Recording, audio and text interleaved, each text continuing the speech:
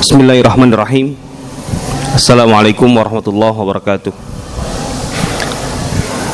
Alhamdulillahirabbil alamin. Wassalatu wassalamu ala sayyidil mursalin qaidil ghurril muhajjalin nabiyyina wa habibina Muhammadin wa ala alihi wa sahbihi ajma'in wa man istanna bi sunnatihi wa tabi'a hudahu ila yaumiddin, amma ba'd. Hayallah hadhil wujuh tayyibah.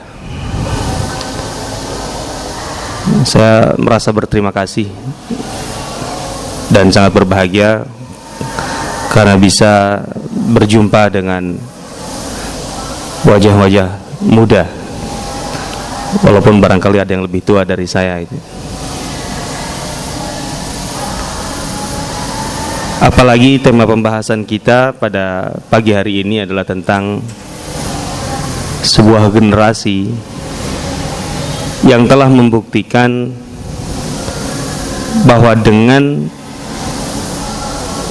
merujuk secara total dan loyal kepada Al-Quran dan Sunnah, sebuah masyarakat itu bisa bangkit, sebuah masyarakat bisa lahir. Lahir bukan berarti seperti proses lahir manusia yang tadinya berada di alam roh, kemudian baru lahir dalam wujud manusia di alam dunia. Tetapi lahir dari sebuah kondisi yang sebelumnya bisa dikatakan masyarakat itu telah mati. Kemudian mereka lahir sebagai sebuah masyarakat baru yang sama sekali berbeda, juga dengan kontribusi, peran, bahkan karya-karya yang tidak pernah terbayangkan oleh generasi sebelumnya. Ini maksudnya lahir sebuah masyarakat. Kalau kita merujuk pada teori almarhum Malik bin Nabi dalam bukunya Milad al-Mujtama', kelahiran sebuah masyarakat, digambarkan bahwa sebuah masyarakat itu bisa mati, bisa musnah, bukan berarti individu-individunya itu hilang kemudian digantikan oleh individu-individu baru. Individunya tetap eksis, tetapi hilang karena kehilangan identitas dan karakternya sebagai sebuah masyarakat. Kemudian melalui sebuah proses dia berubah menjadi karakter dan identitas sebuah masyarakat baru, baik dalam arti positif ataupun negatif. Sebenarnya ini yang paling berbahaya, dalam arti sangat krusial ketika tentu terjadi perubahannya yang negatif, karena cenderung prosesnya yang lama itu tidak disadari, bahwa sebuah masyarakat yang eksis itu tiba-tiba berubah jadi masyarakat baru yang sebenarnya berbeda sekali dengan masyarakat sebelumnya di tempat yang sama, dari rahim atau keturunan yang sama. Itu bisa terjadi. Taruhlah masyarakat Indonesia dulu masih di Orde Baru, ke sana itu masih dikesankan santun gitu ya, ramah, terus penyabar gitu. Tapi setelah reformasi yang lahir adalah masyarakat yang tidak sabar, beringas, terus kemudian reaktif, dan seterusnya. Dan itu terlihat dalam setiap momentum, setiap kesempatan, luar biasa. Nah, ini satu contoh sajalah, walaupun tentu ini belum suatu proses yang sudah berakhir. Menulis kata generasi Salahuddin ini penting sebelum kata Salahuddin, karena ini menjadi pokok persoalan dalam kajian kita. Dalam kajian buku Hakadha Zahara Jil Salahuddin wa Hakadha Adatil Quds.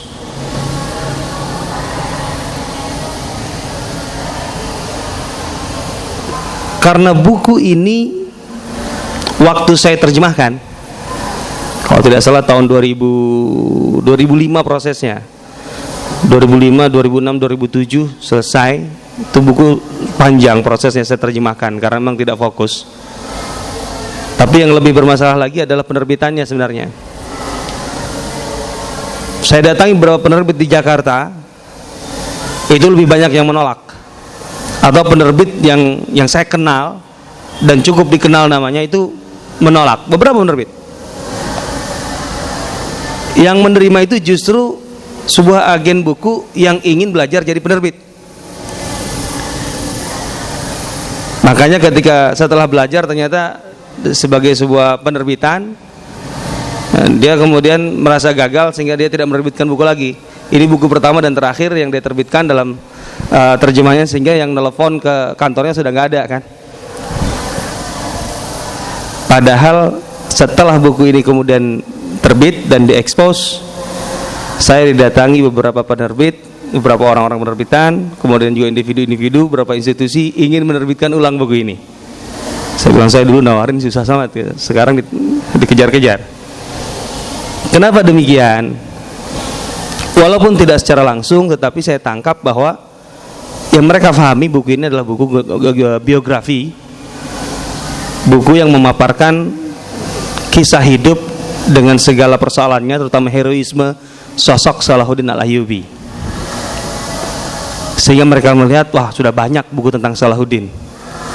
Padahal saya sudah memberikan semacam pengantar supaya dibaca sejak awal, bahwa dalam buku ini Salahuddin dibahas cuma sedikit sekali. Buku yang jumlah halamannya hampir 400, halaman aslinya ini ya 400 lebih, bahkan 420 halaman, tetapi Salahuddin sendiri sedikit sekali. Karena memang pembahasannya bukan tentang sosok Salahuddin. Hanya saja nama Salahuddin sudah kadung terlalu masyhur, sehingga ketika dimunculkan Salahuddinnya besar. Salahuddin besar kalau kita lihat dari satu sudut. Tapi sebenarnya ada persoalan yang lebih besar dari seorang Salahuddin. Dalam buku ini Salahuddin diposisikan sebagai khamatun minal khamat al-basyariyah, kalau bahasa penulisnya. Dia gambarkan sebagai bahan baku atau SDM dari sebuah generasi yang telah melalui proses perubahan yang dipersiapkan. Artinya apa? Selain Salahuddin itu sebenarnya ada banyak sekali orang di generasinya yang juga melalui proses yang sama. Hanya saja sifat sebuah gerakan itu kan membutuhkan leadership, kepemimpinan. Sehingga posisi Salahuddin Al-Ayyubi saat itu dan potensinya memungkinkan untuk di posisi pemimpin sekaligus juru bicara dari sebuah generasi yang telah siap. Ini sisi yang menurut saya paling menarik dari buku ini. Ini yang unik dari kajian buku ini. Karena dengan begitu sebenarnya setiap generasi Islam ketika membaca persoalan kontemporari yang dihadapi akan mendapatkan pencerahan yang jelas bahwa perubahan itu bukan suatu yang mustahil. Perubahan itu tidak membutuhkan sebuah guncangan besar, tidak membutuhkan sebuah taruhlah revolusi bahasa sekarang, atau bahasa yang lama, tidak perlu atau tidak membutuhkan sebuah mukjizat. Perubahan itu tidak membutuhkan sebuah mukjizat. Karena yang terjadi dalam model perubahan dan kebangkitan di zaman Salahuddin Ayyubi itu adalah perubahan yang dilakukan oleh orang-orang, oleh sebuah generasi di level tertentu, dengan kesadaran penuh, dilakukan secara simultan dan membutuhkan waktu yang cukup lama. Saya tulis di terjemahannya dan mungkin ditulis juga di spanduknya, refleksi 50 tahun gerakan dakwah para ulama untuk membangkitkan umat dan merebut Palestina. Itu sengaja judul bawah itu saya katakan begitu, karena judul atasnya judul pasar, judul penerbit itu saya tidak setuju. Judul atasnya Misteri Masa Kelam Islam dan Kemenangan Perang Salib, saya bingung. Cuman karena berkata kalah otoritas ya antara penerjemah dengan penerbit itu. Jadi akhirnya itu yang dipakai. Itu membingungkan. Tapi yang jelas di bawah saya terangkan bahwa ini adalah refleksi 50 tahun gerakan dakwah para ulama untuk membangkitkan umat dan merebut Palestina. Jadi saya memposisikan bahwa yang merebut Palestina itu hakikatnya adalah ulama dengan keilmuannya, dengan gerakannya. Salahuddin Al-Ayyubi adalah juru bicara dari sebuah generasi yang dipersiapkan oleh ulama itu. Dan sekali lagi dengan begitu menjadi mungkin 50 tahun. Sebagai sebuah model, sebagai sebuah fakta sejarah, artinya hal yang sama bisa terulang karena ada sebab akibatnya, ada proses yang bisa ditempuh. Dengan begitu ketika kita bercermin pada generasi ini melalui buku ini, kita terus terang bisa optimis bahwa sebenarnya keterpurukan umat ini bisa diatasi.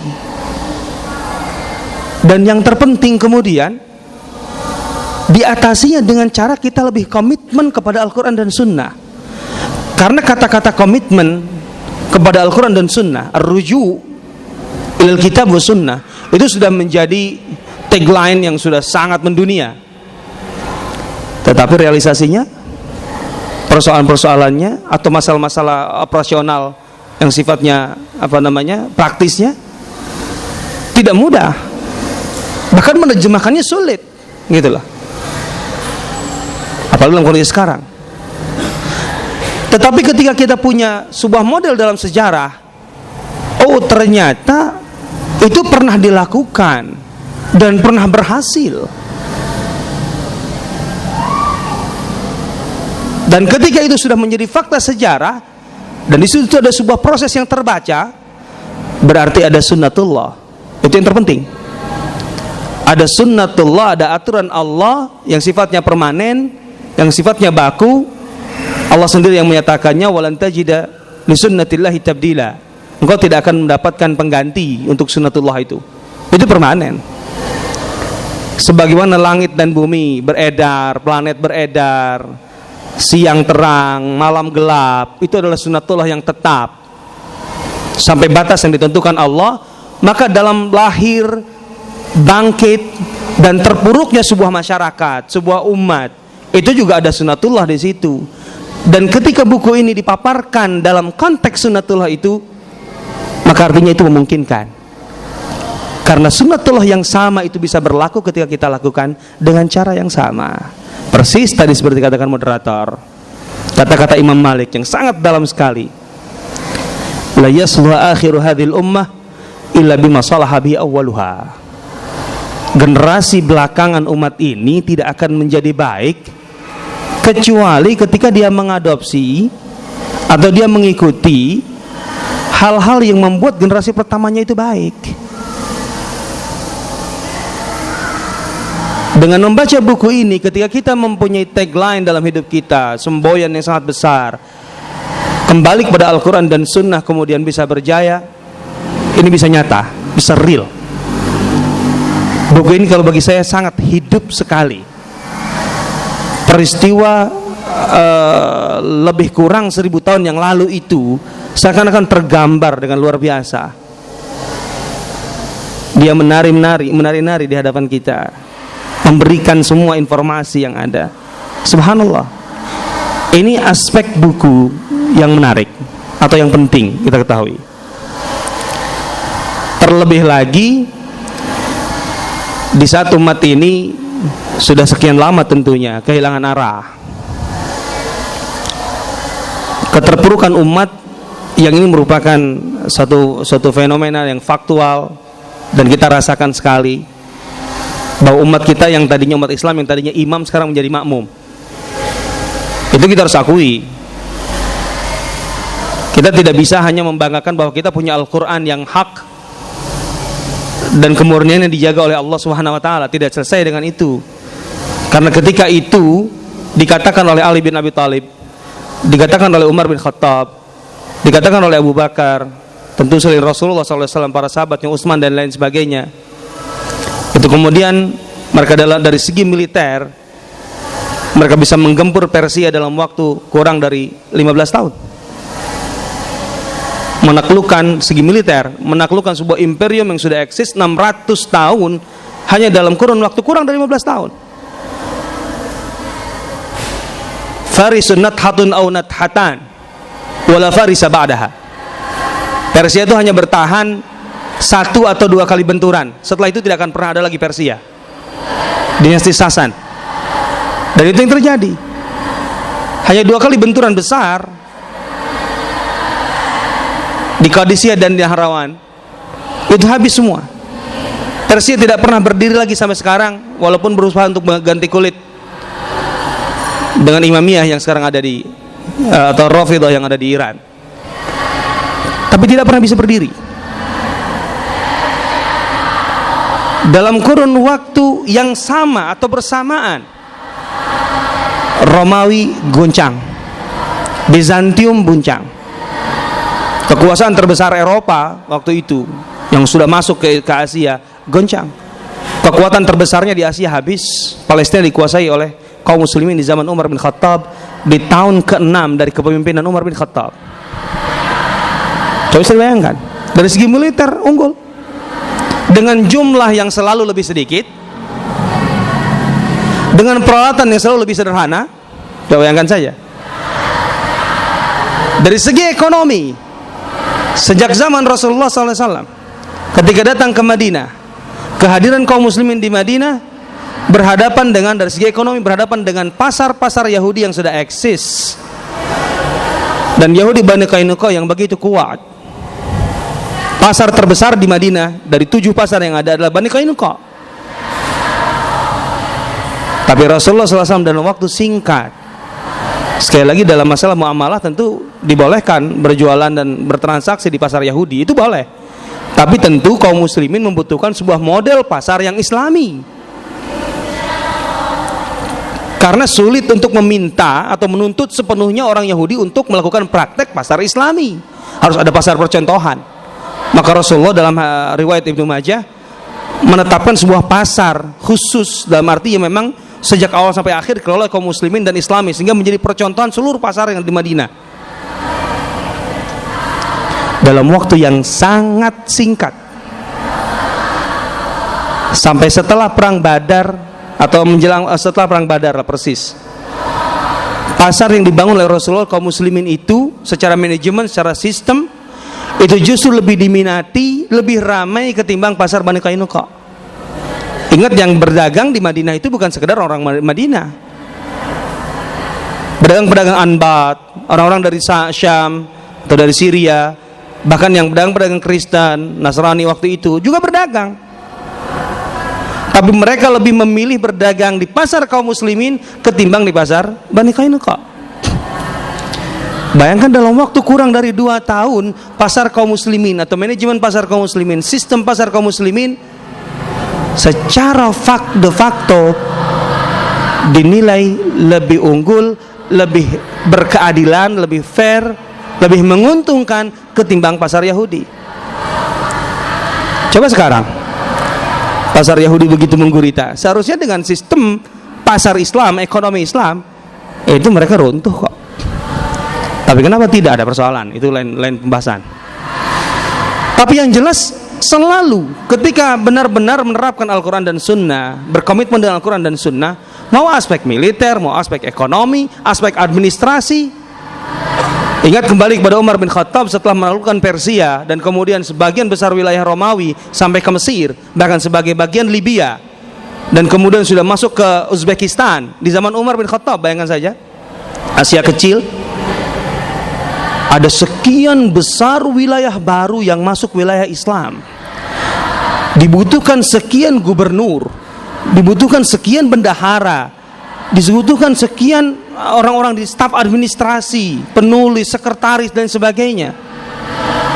Dan itu di waktu bersamaan, di tahun-tahun berdekatan, semuanya bisa diselesaikan oleh Umar bin Khattab tanpa cacat.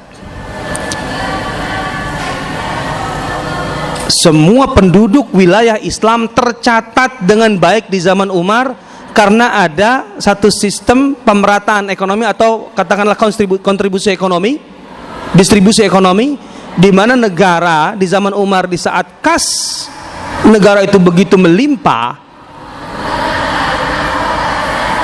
itu akhirnya didistribusikan kepada rakyat dengan kelas-kelasnya. Tentu kelas-kelasnya ditentukan oleh Umar bin Khattab dengan cara yang sangat islami, dengan worldview Islam. Yang lebih dulu masuk Islam itu yang lebih besar tunjangannya ketimbang yang lebih belakangan masuk Islam. Dan setiap kepala mendapat bagian jatah tunjangan dari negara, dan itu setiap tahun. Artinya sensus penduduk dilakukan Umar bin Khattab dari sejak Uzbekistan sampai ke Libya. Setiap tahun dilakukan oleh Umar bin Khattab. Setiap orang mendapatkan jatahnya. Setiap orang yang lahir juga mendapatkan jatahnya. Bayi yang lahir mendapat jatah 100 dirham, 10 dinar, 20 juta.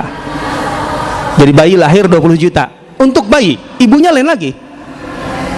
Ibunya setiap tahun yang paling kecil itu 500 dirham, 50 dinar, 100 juta.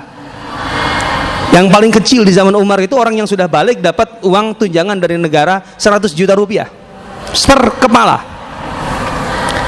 Jadi yang lahir, yang hidup, dan yang meninggal, tentunya yang meninggal tidak dapat lagi kan berikutnya. Itu tersensus dengan rapi di zaman Umar. Coba lihat administrasi. Mana administrasi negara yang bisa sedetail Umar? Karena Umar merasa kalau ada satu orang saja yang tidak dapat haknya dari negara, dia merasa zalim. Jangankan orang, Umar berkata, kalau lau asharat naqatun, kalau seekor unta itu tergelincir di jalan tepian sungai Dijlah di Irak gara-gara jalannya tidak benar, aku takut akan diminta pertanggungjawaban Allah Subhanahu wa taala. Kalau hewan aja dapat perhatian, apalagi orang di zaman Umar.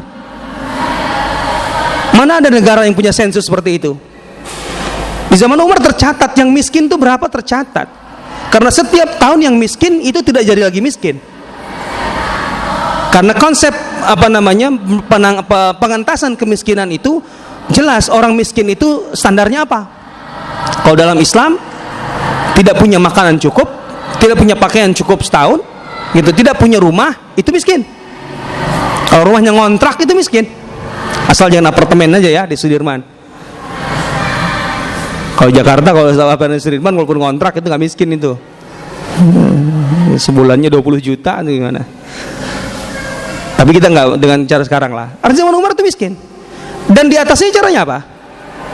Yang tidak punya rumah diberi rumah, yang tidak punya pakaian dicukupi setahun pakaiannya, yang tidak punya makanan diberi kecukupan makanan setahun. Dan itu masih ada tunjangan-tunjangan lain selain tadi yang setiap kepala minimal itu 100 juta. Dari setiap tahun yang miskin di tahun itu selesai. Nanti yang tahun depan miskin, nah itu ditangani. Ada negara yang sehebat itu. Sekarang kita konteks sekarang pun di Amerika masih banyak yang miskin. Kaum Gypsy terlantar di kota-kota. Orang Amerika sudah banyak yang sudah tidak kuat kontak rumah, kemudian tidurnya di luar walaupun kerja di kantor. Saya yakin belum ada yang sehebat sekarang tuh. Artinya ketika merujuk pada Al-Quran dan Sunnah, mereka membuktikan bisa kok. Oke lah, ini zaman terlalu emas itu. Kita ambil zaman yang sudah terpuruk sebelumnya. Ya ambil ini. Disinilah pentingnya buku. Masa yang dibahas adalah tahun 400-an Hijriah sampai tahun 500-an Hijriah. Artinya umat Islam sudah melalui masa sekitar 300 atau 400 tahun setelah Rasulullah, setelah masa ideal. Sudah banyak persoalan. Di buku ini akan bisa dibaca, dipaparkan di sana bagaimana rusaknya kondisi umat Islam. Ekonomi, politik, sosial, semuanya. Tapi kemudian bagaimana itu berubah? Walaupun dalam batas-batas tertentu. Tidak dalam arti yang komprehensif seluruhnya semua wilayah. Tidak itu. Itu yang terjadi semua wilayah di zaman Umar bin Abdul Aziz. Tapi yang jelas sisi pentingnya tadi bahwa dengan tagline kembali kepada Al-Quran dan Sunnah itu, dengan membaca buku ini, itu adalah suatu hal yang real. sesuatu yang bisa diaplikasikan, karena memang pernah diaplikasikan. Kan sederhana logikanya, sesuatu yang pernah bisa dilakukan, kenapa tidak bisa dilakukan sekarang? Toh bukan sebuah mukjizat yang tidak bisa berulang. Ini bukan mukjizat. Dengan menempatkan Salahuddin sebagai satu-satunya tokoh atau figur yang paling dominan dalam proses kebangkitan di masa itu, disitulah kekeluaran terbesarnya. Kita menganggap bahwa persoalan ini akan berat sekali, karena akan berapa lama yang harus kita tunggu untuk lahirnya orang sehebat Salahuddin? Karena tidak setiap abad orang akan lahir sehebat Salahuddin, itu tidak mungkin lahir, belum tentu lahir. Dan memang buktinya begitu. Setelah Salahuddin Al-Ayyubi tahun 587 Hijriah itu wafat, sampai masa-masa berikutnya apakah ada pemimpin sekuat Salahuddin Al-Ayyubi? Tidak mudah, jarang, sesekali muncul. Di Turki muncul Muhammad Al-Fatih, tapi kan di belahan lain gelap, gitu ya. Jadi kalau masalahnya adalah figur Salahuddin, membuat kita berpikir itu sulit terjadi, sulit terulang. Maka bahasanya tidak bisa al-Qudsu yantadhiru Salahan, Palestina menunggu Salahuddin, enggak, tapi menunggu generasi Salahuddin Al-Ayyubi. Dan itu sangat mungkin. Karena itulah buku ini setelah terbit cetakan pertama, saya punya cetakan pertama tahun 1985, sudah lama. Itu di sebuah kanal televisi Israel dibahas oleh pakar-pakar dari Israel dengan bahasa Ibrani tentunya. 1 jam penuh membedah buku ini. Pakar-pakar pergerakan di Israel itu kemudian menyimpulkan bahwa buku ini sangat berbahaya. Itu intinya. Karena bisa memberikan inspirasi, membangkitkan semangat juang Islami, dan kemudian bisa memberikan sebuah jalan yang jelas kepada umat Islam tentunya, yang akan melahirkan, kalau bahasa mereka itu, gerakan-gerakan terorisme. Bahasa mereka lah. Karena bagi mereka ketika umat Islam melawan mereka itu teroris gitu loh. Sampai sekarang kan begitu. Maka sejak dini harus di stop. Sejak dini harus ada upaya-upaya yang sangat jelas dari mereka dengan mengangkat isu terorisme. Sehingga apapun pergerakan yang bisa membangkitkan kembali generasi Salahuddin itu akan dicap teroris. Dan ini kemudian yang terjadi sampai saat ini. Nah, ini sisi buku. Sisi pengarangnya siapa? Kita berkenalan dulu. Pengarangnya tidak terkenal barangkali di Indonesia. Saya pun baru mengenal beliau ini ya setelah bukunya direkomendasikan oleh dosen saya. Waktu tahun ketiga di Madinah, saya punya tugas buat kajian ilmiah tahunan. Judulnya pendekatan dakwah di masa Salahuddin Al-Ayyubi. Itu seperti apa? Judul ini sangat menarik saya, karena pertama saya tidak tahu masalah yang lebih dalam tentang bagaimana kondisi dakwah di zaman Salahuddin Al-Ayyubi. Dosen saya waktu itu mengatakan ada buku yang sudah sangat dekat dengan itu, yaitu buku Hakadha Dhahara Jil Salahuddin wa Hakadha Adatil Quds. Saya cari bukunya, ternyata emang bukunya pun juga sama barangkali nasibnya ya. Waktu cetakan pertama tahun 85, setelah itu sudah dicetak-cetak lagi, lusuh gitu bukunya, sudah kusam. Itu pun ditumpukan-tumpukan saya dapat, alhamdulillah. Pas saya baca buku ini luar biasa. Saya suka sejarah, saya suka baca-baca buku yang berwacana sejarah yang ditulis oleh penulis-penulis Arab, penulis Muslim. Dan saya baru mendapatkan sebuah kekuatan atau pendekatan yang sangat kuat dalam menelaah sejarah, dalam membedah sejarah. Itu justru yang membuat saya lebih tertarik ketimbang masalah untuk keperluan kajian atau kajian ilmiah itu. Setiap saat saya bawa buku itu, Dari situ kemudian saya tertarik dengan penulisnya, selalu begitu. Siapa ini Dr. Majid Ihsan Al-Kilani? Buku-buku lain saya cari sampai kemudian sebagian besar saya dapat. Beliau ini memang sejak tulisan masternya, menurut saya mempunyai satu kekhasan dalam tulisannya. Tesis masternya berjudul Tatawur Mafhum An-Nadhariyah At-Tarbawiyah Al-Islamiyah, perkembangan teori dan konsep pendidikan Islam dalam sejarah. Jadi bagaimana konsep dan teori pendidikan Islam sejak zaman Rasulullah sampai zaman terakhir ini, bagaimana perkembangannya, sehingga kita sedang seakan-akan sedang ikut arus sebuah sungai dari hulu ke hilir. Pendidikan di zaman Rasul begini, sahabat begini, subhanallah. Ini orang membaca berapa buku untuk menjadi sebuah tesis. Kemudian disertasi, tesisnya 2. Yang kedua master, maksudnya master 2. Jadi itu dalam pendidikan. Dia punya juga master dalam sejarah. Master sejarahnya dia tentang Nasy'at Al-Qadiriyah,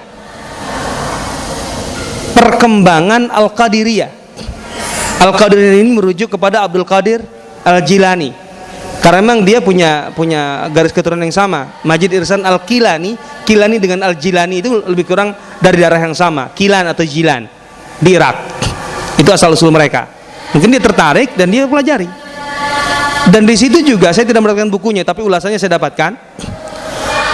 Intinya dia membahas sebuah masalah yang menurut saya juga baru sama sekali tentang Abdul Qadir Jilani.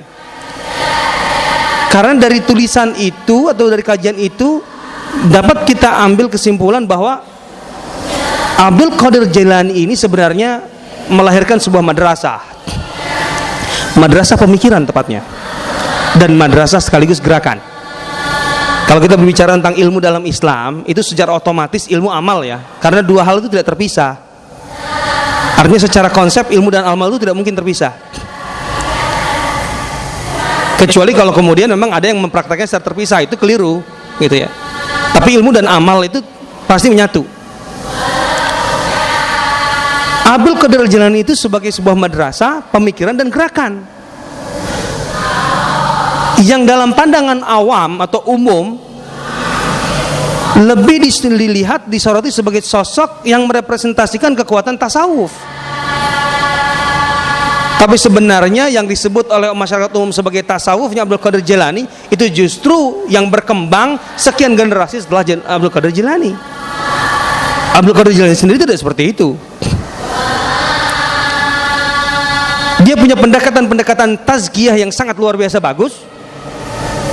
Kalau bahasa kita sekarang itu kan kita lebih populernya tarbiyahnya ya, tazkiyahnya jarang ya. Kalau tarbiyah itu lebih ke intelektual atau lebih ke masalah kejiwaan? Tarbiyah ke masalah intelektual, masalah kognitif? Enggak kan? Biasanya digabung ya. Artinya masalah kognitif dan aspek-aspek juga kejiwaan ya. Nah, kalau tazkiyah itu jelas aspek kejiwaan dan aspek keilmuannya sangat kuat Abdul Qadir Jilani. Dan yang lebih penting kemudian itu diformat oleh Abdul Qadir Jilani dalam sebuah gerakan untuk menghadapi tantangan yang ada di masanya, yang judul besarnya adalah Perang Salib. Dari situ kita akan melihat bahwa sebenarnya gerakan Abdul Qadir Jilani sebagai madrasah inilah yang secara politik itu bisa dibaca hasilnya ketika bisa meruntuhkan dinasti Fatimiyah, sebuah institusi politik Syiah Batiniyah di Afrika Utara, mereka di Mesir pusatnya, yang secara langsung ataupun tidak langsung mempermudah jalur atau arus dari pasukan salib dari Eropa ke wilayah Islam. Mereka membuka pintu, dan itu diruntuhkan kalau menurut saya oleh Abdul Qadir Jilani. Walaupun dia tidak pernah mengangkat senjata, walaupun dia tidak pernah ikut terlibat pasukannya, tapi Abdul Qadir Jilani yang berperan besar di situ. Ini menarik. Nah, tentu kemudian penerus Abdul Qadir Jilani ini baru pecah. Ada yang orientasinya lebih ke tazkiyah, ada yang orientasi lebih ke fikih. Orientasi tazkiyah kemudian pada masa tertentu melenceng menjadi tarekat. Fikih itu pun berkembang luas yang kemudian melahirkan Ibnu Taimiyah. Harusnya dari situ sebenarnya. Masuk ke disertasi doktoral, dia membahas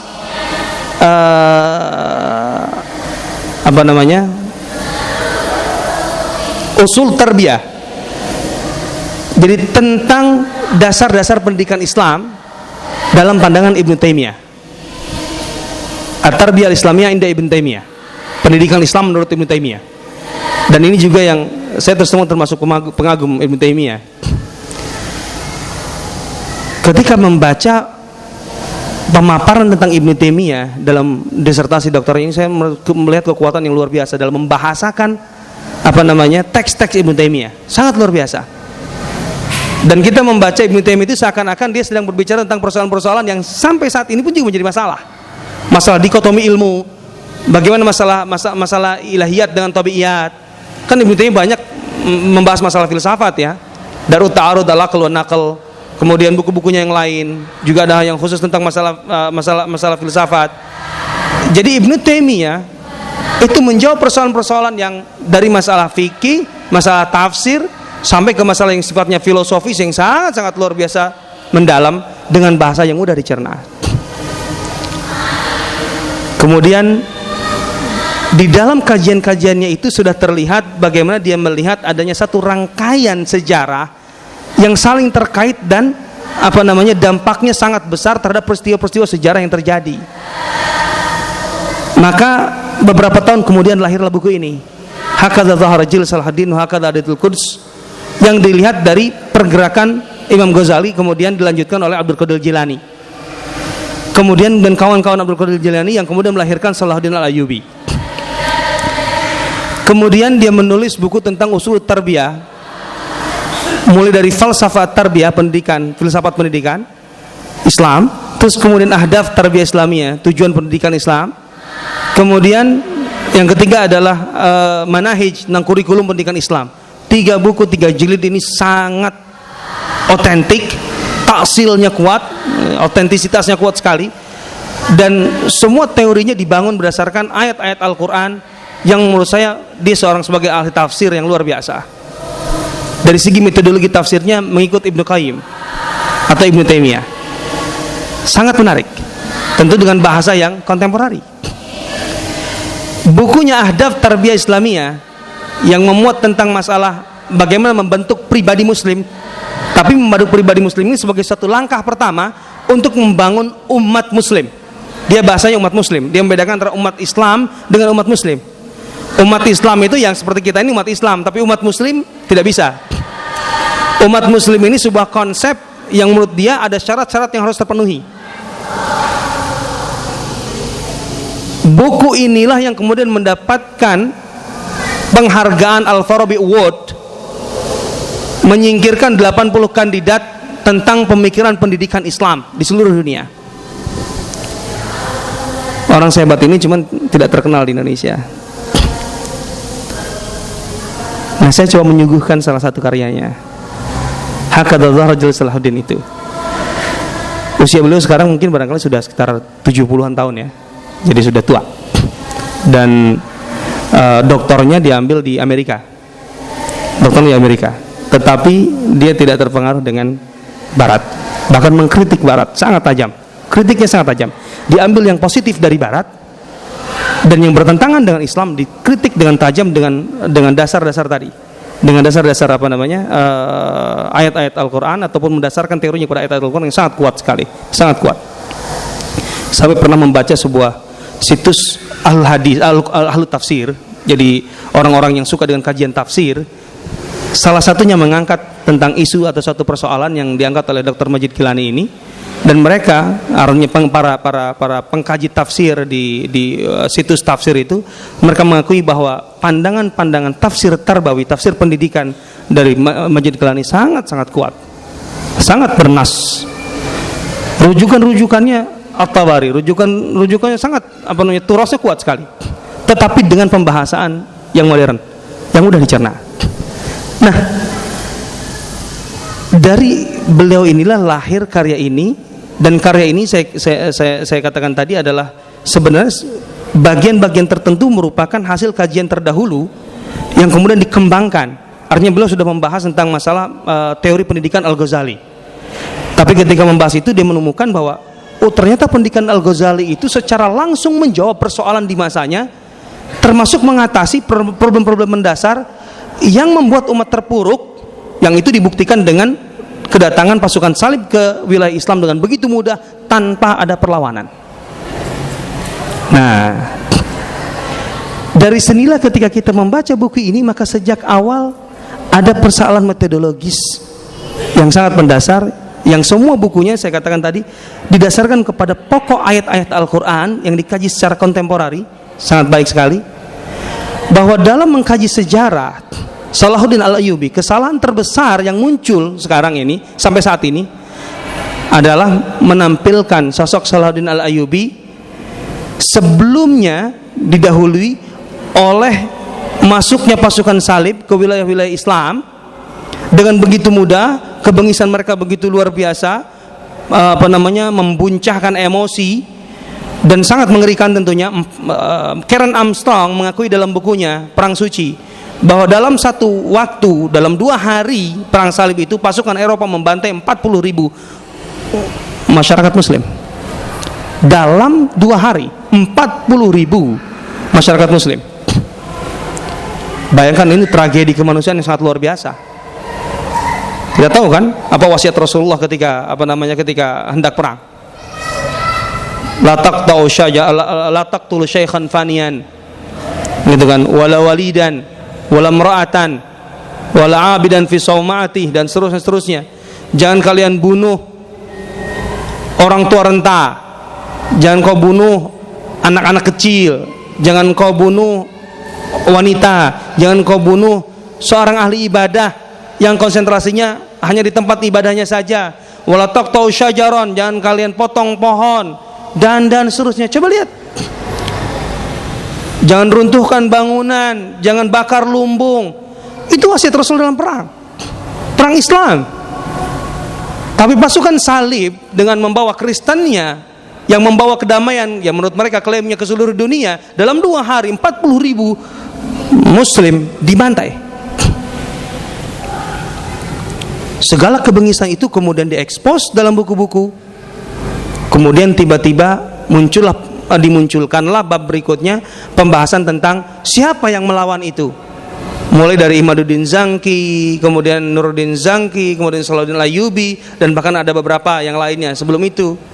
Kemudian masuklah ke perang kaum muslimin di beberapa wilayah, di Antakya, di Raha, di Hims, yang sekarang juga sedang bergejolak, kemudian di Hittin, kemudian masuk ke Palestina.